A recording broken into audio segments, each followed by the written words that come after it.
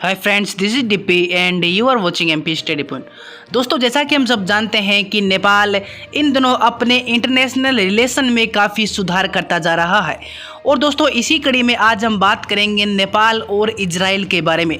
जी हाँ दोस्तों, हाल ही में नेपाल इजराइल की अत्याधुनिक टेक्नोलॉजी से बहुत ही ज़्यादा प्रभावित हुआ है और नेपाल चाहता है कि इजराइल की अत्याधुनिक जो टेक्नोलॉजी है इससे नेपाल को भी कुछ फ़ायदा हो। तो चलिए दोस्तों, हम देखते हैं कि हाल ही में नेपाल और इजराइल ने मिलकर किस मुद्दे पर बातचीत की है और इससे नेपाल को क्या फ़ायदा होने वाला है, इस पर हम पूरी चर्चा करेंगे।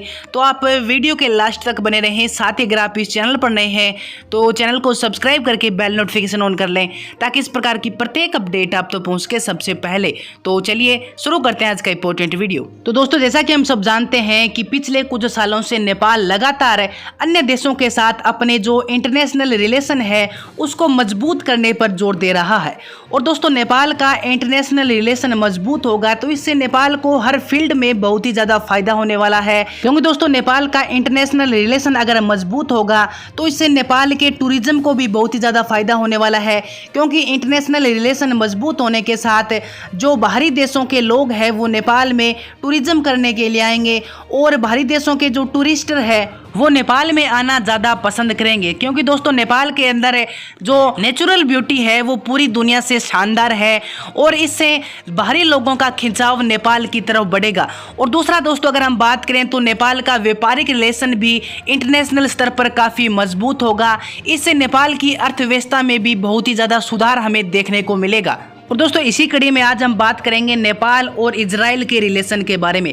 जी हाँ दोस्तों, हाल ही में जो नेपाल है वो इजराइल की टेक्नोलॉजी से यानी अत्याधुनिक टेक्नोलॉजी से बहुत ही ज़्यादा प्रभावित हुआ है और नेपाल चाहता है कि इजराइल की इस अत्याधुनिक टेक्नोलॉजी का नेपाल को भी कुछ फ़ायदा हो। तो इसी कड़ी में दोस्तों, नेपाल और इजराइल ने मिलकर कुछ मुद्दों पर बातचीत की है, उस पर हम चर्चा कर लेते हैं। तो दोस्तों, मैं आपको बता दूं कि हाल ही में नेपाल के जो संचार और सूचना प्रौद्योगिकी मंत्री है ज्ञानेंद्र बहादुर कार्की, उन्होंने कहा है कि हम इजराइल की अत्याधुनिक टेक्नोलॉजी से बहुत ही ज़्यादा प्रभावित हुए हैं और हम इसका जो लाभ है वो नेपाल में भी प्राप्त करना चाहते हैं। नेपाल और इजराइल के बीच में राजनयिक संबंधों के 62 साल पूरे हो चुके हैं और इसका जश्न मनाते हुए बिप्पी मेमोरियल संग्रहालय सुंदरीजल में बिप्पी कोइराला और नेपाल और इजराइल के संबंधों को मजबूत करने के लिए एक बातचीत करते हुए उन्होंने कहा है कि दोनों देशों के बीच में हम इस रिलेशन को मजबूत तो है लेकिन और मजबूत करना चाहते हैं और हम चाहते हैं कि नेपाल और इजराइल मिलकर एक साथ काम करें। और इजराइल चाहता है कि नेपाल के टूरिज्म को बढ़ावा दिया जाए, नेपाल के व्यापार को इंटरनेशनल स्तर पर बढ़ावा दिया जाए और दोनों देशों के बीच में जो रिलेशन है उसको हर स्तर पर हम मजबूत करना चाहते हैं। और दोस्तों, इस कार्यक्रम में बोलते हुए इजराइल के जो राजदूत है हानान गोडर, उन्होंने कहा है कि दो देशों के बीच में संबंधों के दो आयाम होते हैं।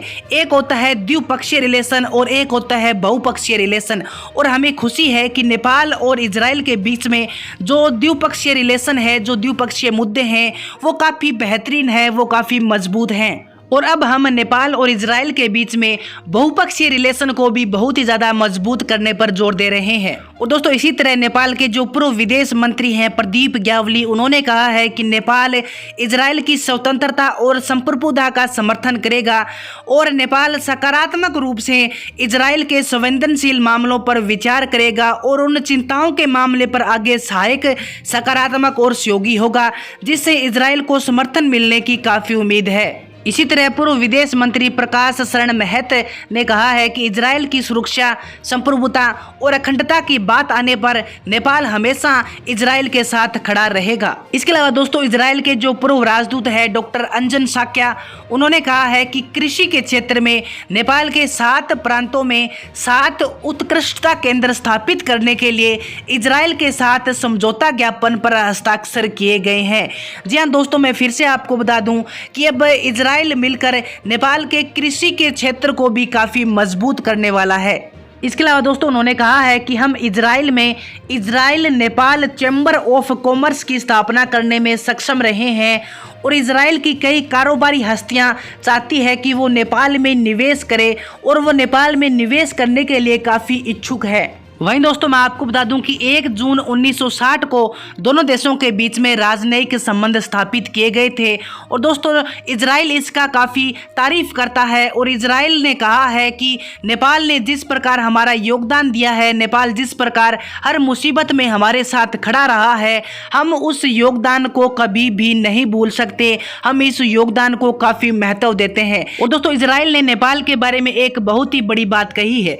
इजराइल ने कहा है कि हम हमेशा याद रखेंगे कि नेपाल उस समय इजराइल के साथ संबंध स्थापित करने वाला दक्षिण एशिया का पहला और एकमात्र देश था। काठमांडू में इजराइल के राजदूत द्वारा जारी किए गए एक बयान में इस बात को कहा गया है कि उस समय इजराइल के साथ संबंध स्थापित करने वाला नेपाल दक्षिण एशिया का एकमात्र देश था जो इजराइल के साथ खड़ा था, जिसने इजराइल के साथ अपने संबंध स्थापित किए थे। और नेपाल ने जिस प्रकार इजराइल का योगदान किया है, इस चीज़ को इजराइल कभी भी नहीं भूल सकता। इस चीज़ को इजराइल हमेशा के लिए याद रखेगा। और इजराइल ने कहा है कि अब हम नेपाल के साथ मिलकर हर फील्ड में तहलका मचाना चाहते हैं, हर फील्ड को मजबूत करना चाहते हैं, नेपाल के साथ व्यापारिक रिलेशन को मजबूत करना चाहते हैं, नेपाल के टेक्नोलॉजी फील्ड को मजबूत करना चाहते हैं। तो सच में दोस्तों मैं लास्ट में एक ही बात कहूँगा कि अब नेपाल वैसा नेपाल नहीं रहा जो पहले हुआ करता था। अब नेपाल बदल रहा है, अब नेपाल तरक्की कर रहा है। तो दोस्तों इस बारे में आपके क्या विचार है? आप अपने विचार भी मुझे कमेंट सेक्शन में जरूर बताएं। और दोस्तों इस वीडियो को जरूर शेयर करें। चैनल पर नए हैं तो चैनल को भी जरूर सब्सक्राइब कर लें ताकि नेपाल की प्रत्येक अपडेट आप तक पहुंच के सबसे पहले। तो मिलते हैं अगली वीडियो में एक नई अपडेट के साथ।